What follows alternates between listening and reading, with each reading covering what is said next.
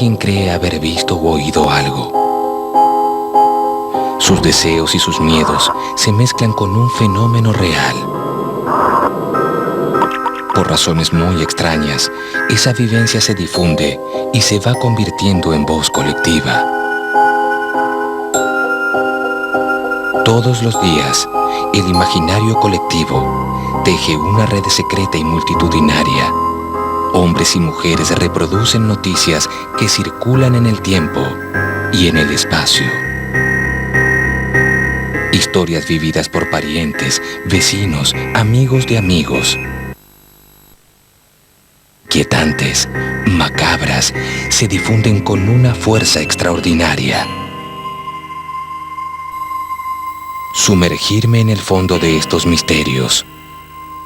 Esta es mi aventura.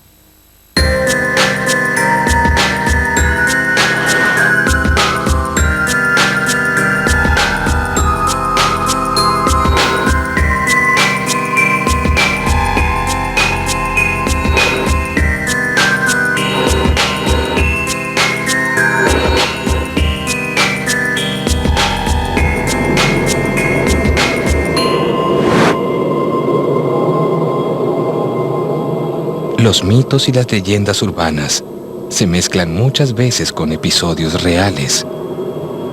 ¿Cómo distinguir unos de otros? ¿Cómo interpretar este fenómeno?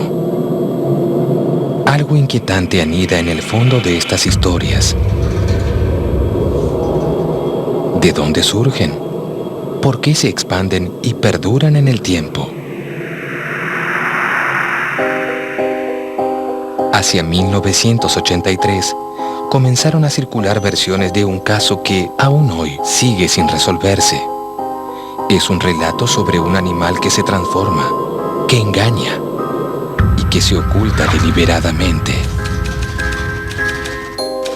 En el mundo que habitamos, el hombre aprende rápidamente cuáles especies son peligrosas y cuáles son buenas vecinas. Una laucha indefensa, por ejemplo, puede llegar a transformarse en una temible amenaza.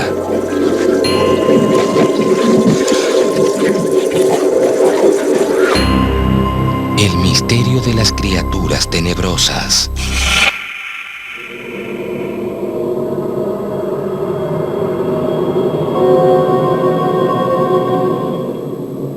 Una familia parte de vacaciones hacia alguna playa situada en el Mar Caribe.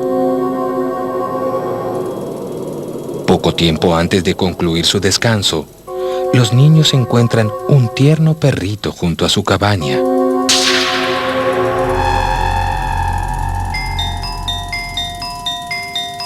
Deciden acogerlo para cuidarlo y alimentarlo.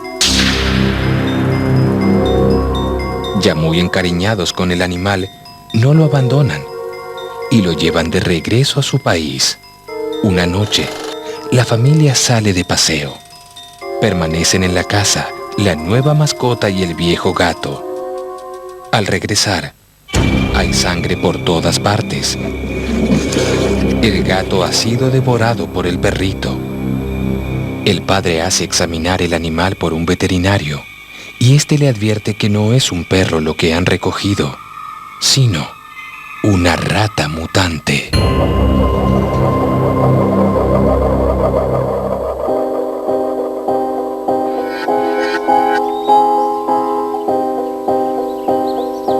Sé que las apariencias engañan y una situación cotidiana puede transformarse inmediatamente en una realidad oscura, macabra y hasta sangrienta.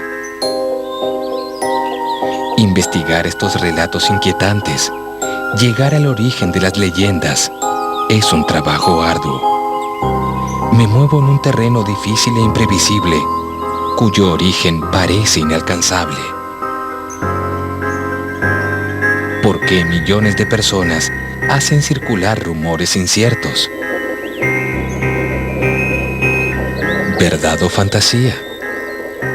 ¿Estoy ante un peligro inminente o ante el fruto de una imaginación perversa? ¿Cómo sucedieron las cosas realmente? ¿Dónde están sus protagonistas? Yo conocí muy de cerca el caso del perro rata. A esto le pasó a unos amigos de una amiga de mi cuñada. Un verano decidieron irse a Brasil, a una playa de Brasil, no sé exactamente qué lugar. Se habían ido al Caribe, a no sé qué isla del Caribe, pero por ahí era. En ningún lugar del norte, ni del extranjero, en una playa del sur de la Argentina. En la playa todos los días veían un perrito que era chiquito y se encariñaron y bueno, y le llevaban comida. Y jugando en una zona medio agreste que habían alquilado una cabaña, encontraron un bicho que parecía un perro, no era un perro, era una cosa medio rara, medio como una ardillita. Un perro parecido al chihuahua. En la playa pasa un señor con una canasta llena de perritos, vendiéndolos. Hasta que un día se lo llevaron al hotel. Deciden llevárselo a Argentina, pues ya lo habían comprado, así que... En la casa tenían un gato. ¿Cómo te traes un animal así? ¿No? Y más teniendo vos ya una mascota en tu casa. Dice que un día se fueron a trabajar, los chicos estaban en el colegio. Una noche salieron a una fiesta. Los padres decían salir de paseo y quedar en la casa 3 hermanitos. Y cuando volvieron de trabajar había un descontrol en la casa, todo roto, tirado. Resulta que el perrito había atacado al más chiquitito, lo había lastimado, terrible. Se encontraron con el gato casi muerto. El perro con sangre y el gato muerto. Se habían matado un montón de gatos en todo el vecindario. Bueno, el padre, entre tanto caos, decide agarrar al perro y se lo lleva al veterinario. Y el veterinario les dijo, miren, este bicho no es un bicho doméstico. Y ahí se dieron cuenta que no era un perro, que era una rata gigante, una especie rara de ahí de Centroamérica. Vi el bicho en ese momento en que sucedió el hecho, tenía un contacto muy directo con esa gente. Sucedió a la familia de la exnovia de un amigo de él. Creo que no es una leyenda, creo que es una realidad. La cuñada de la peluquera de mi mamá, y es una señora grande, yo no creo que mienta a esta altura de su vida. O sea, a ella confirma y hasta el día de hoy, si vas y le preguntás, te dice qué pasó. La cadena de rumores contradictorios terminan por abrir más caminos de lo que yo pensaba en un comienzo. Necesito llegar al origen mismo de este episodio que produce escalofríos. Fui entonces tras las huellas de la rata asesina.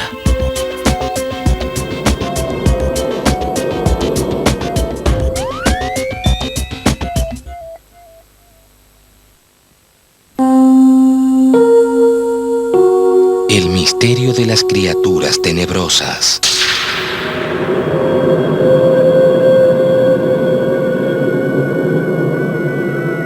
Muy pocas veces es posible identificar el origen de un misterio urbano. La fuente inicial se pierde, se transmuta, se abren 1000 caminos inciertos. La familia decían de que era un perro, pero no era un perro rata, o sea, porque era la mitad del cuerpo de una forma y la mitad, o sea, mitad perro y mitad rata. De lejos los vi, de lejos. No tuve contacto de cerca, de lejos sí los vi. Parecía un perro divino, alegre, jugaba con los chicos, súper cariñoso. Y el veterinario le dijo, pero señor, esto no es un perro, esto es una rata asesina, ¿de dónde lo trajo? Puede haber habido más casos de este tipo, porque es posible, me imagino que si había una puede haber más. Vi lo consternados que estaban, porque, bueno, de solo pensar que tal vez eso que pasó con los gatos del barrio podría haber pasado con sus chicos, incluso también porque se habían encariñado con el bichito y les costaba entender que había que sacrificarlo porque en realidad era malo. La cadena de rumores contradictorios terminan por abrir más caminos de los que yo pensaba en un comienzo. La posibilidad de dar con la familia que adoptó a la terrible mascota se me diluye entre muchos narradores que confunden el relato. ¿Por qué siento que los protagonistas reales de la leyenda se alejan en lugar de acercarse?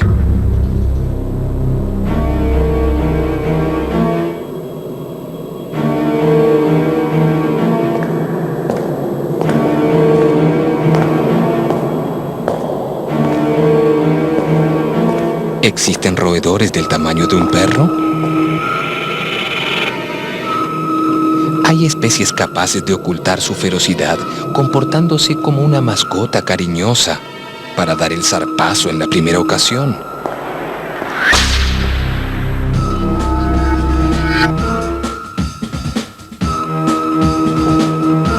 A esta altura, ¿qué camino puedo seguir?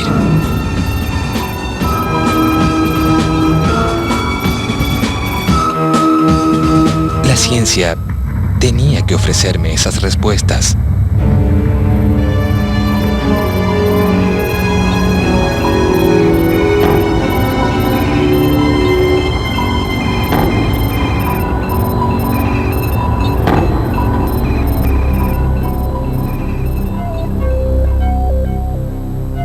Con respecto al mito de la rata asesina o rata mutante, hay algunas cosas que me llaman a reflexión y tengo varias preguntas para hacer. Primero, ¿cómo se puede confundir una rata con un perro?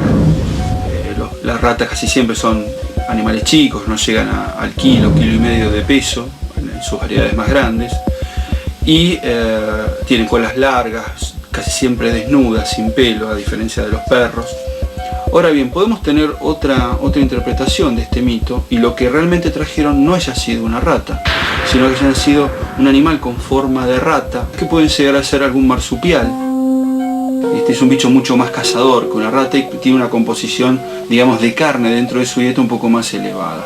Seguramente este mito debe tener una porción de su historia que es verdad. El tema es saber cuál de estas porciones es verdad y cuál no. El perro rata sigue escabulléndose. Hay personas que sin haber comprobado su existencia creen fervientemente aquello que les fue contado.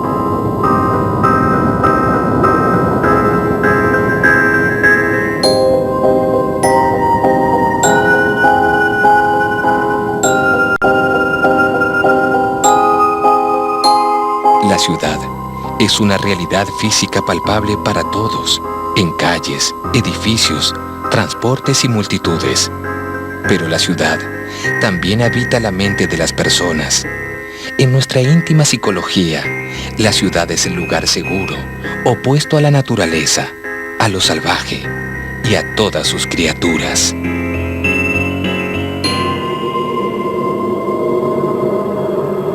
¿Qué tengo para esclarecer el caso del temible perro rata? Si se suman los testimonios, ¿estoy más cerca de la verdad?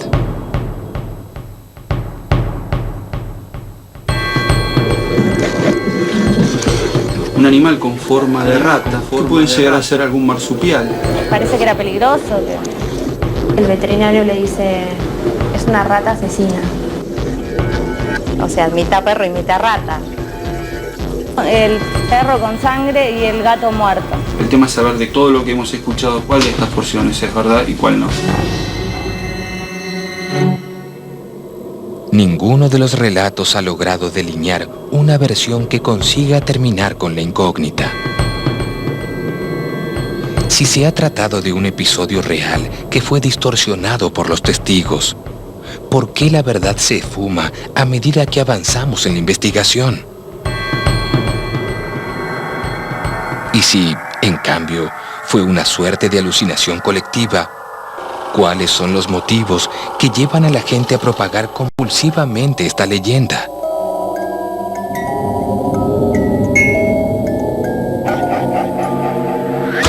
Nada produce un efecto más impactante que el mezclar algo tierno con el crimen.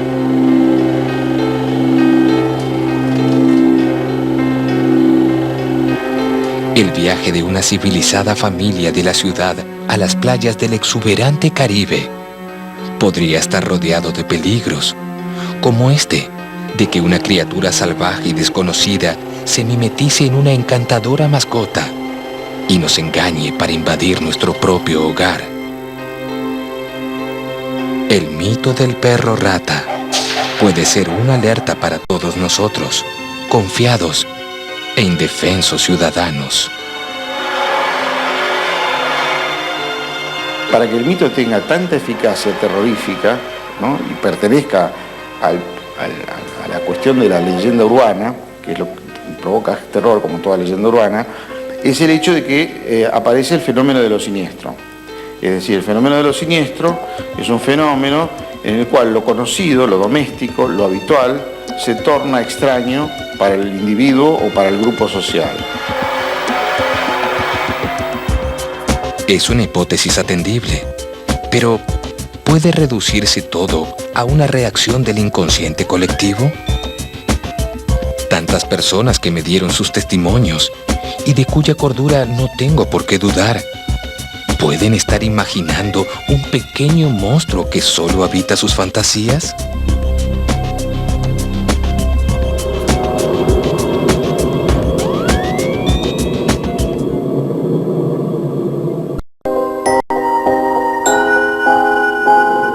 El misterio de las criaturas tenebrosas. El pánico que provoca una rata asesina transmutada en un perrito es difícil de explicar. La rata no es la única que ha despertado a lo largo de la historia toda clase de fantasías inquietantes. Las obscuras arañas también acechan, se esconden, nos espían. Desconocemos los hábitos de las arañas, pero impresionan sus formas, sus cuerpos pequeños y rodeados de patas, su andar extraño y su capacidad para penetrar en cualquier recoveco. Aparecen en forma repentina y nos toman por asalto. Me sobresalta la forma limpia y repugnante en que la araña captura y devora a sus víctimas. Las historias que leí y escuché me siguen produciendo escalofríos.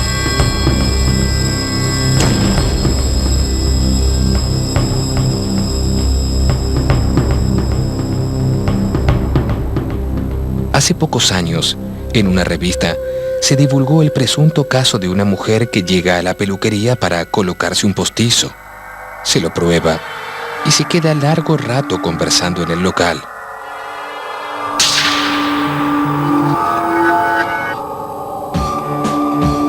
De pronto, sus interlocutoras se sobresaltan.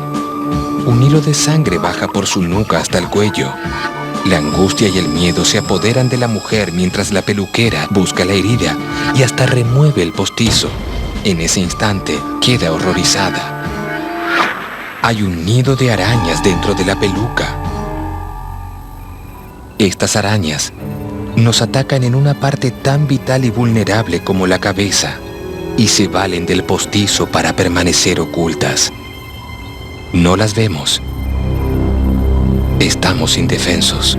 Con respecto a esta leyenda de las arañas debajo de las pelucas, en realidad es como que se escuchan muchas cosas y muchas hipótesis y demás. La araña se mete en cualquier lugar y por supuesto que puede anidar dentro de una peluca como dentro de un vestido y como... Sí, puede ser cierto. Porque si no, o sea, cada peluquero no estaría mirando, dando vuelta a la peluca para ver si realmente no tiene ninguna araña. Sí, creo que puede ser cierto, sí. Se habló mucho de ese tema de que había, digamos, una araña, un bicho en una no era una peluca, un aplique, una cosa así. Nunca se pudo comprobar nada. Sí, nuestros profesores nos contaban como casos reales que picó a esta mujer y en realidad el peluquero se dio cuenta cuando ve el hilo de sangre caer, ¿no? Y bueno, se supone que esta persona murió. Todo puede ser, ¿no? Uno no descarta nada, ¿no? Este testimonio me sorprende y me confunde ahora aún más. No hacen más que sembrar nuevos interrogantes a mi investigación. Pero, si el cabello artificial ha funcionado como un nido para que las arañas pudieran vampirizarnos, ¿podríamos llegar a vivir la experiencia terrorífica de ver que nuestra piel estalla y brotan de ella cantidades de pequeñas larvas?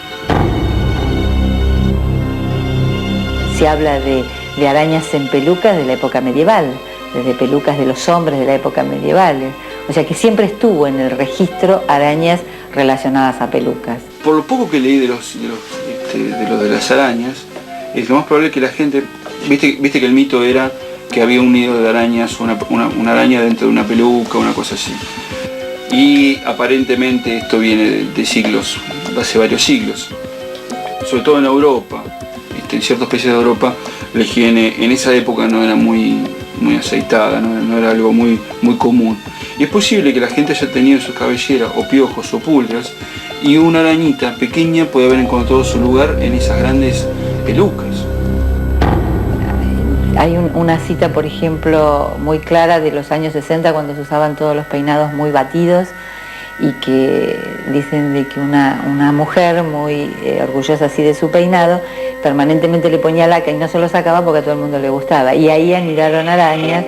En un determinado momento le vieron hilos de sangre que empezaron a correr por su cuello y descubrieron que había anidado lo que le llaman araña pollito.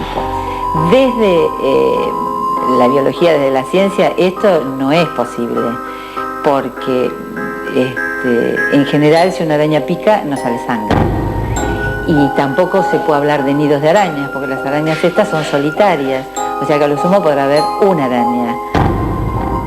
Debo mantener la mente abierta y no bloquearla ante la primera explicación seductora que llegue a mis oídos. Existen registros de una historia medieval que circuló intensamente en Inglaterra durante el siglo XIII. Esta historia refería que una mujer vanidosa, muy criticada por su costumbre de dedicar horas a su arreglo personal, fue visitada por el diablo, que tomó la forma de una araña que se había alojado en su peinado.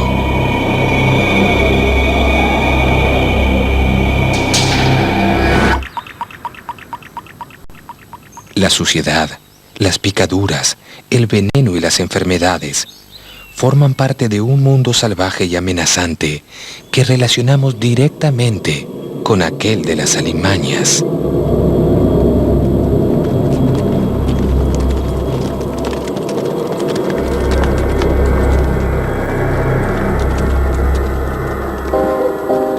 Hay una verdad íntima que nos acecha, como las arañas, desde la oscuridad, y que no se entrega fácilmente. Pero estamos dispuestos a enfrentar las leyendas con la misma paciencia y tenacidad con que la araña teje su siniestra red. Después de todo, la aventura de descifrar estos mitos apenas ha comenzado.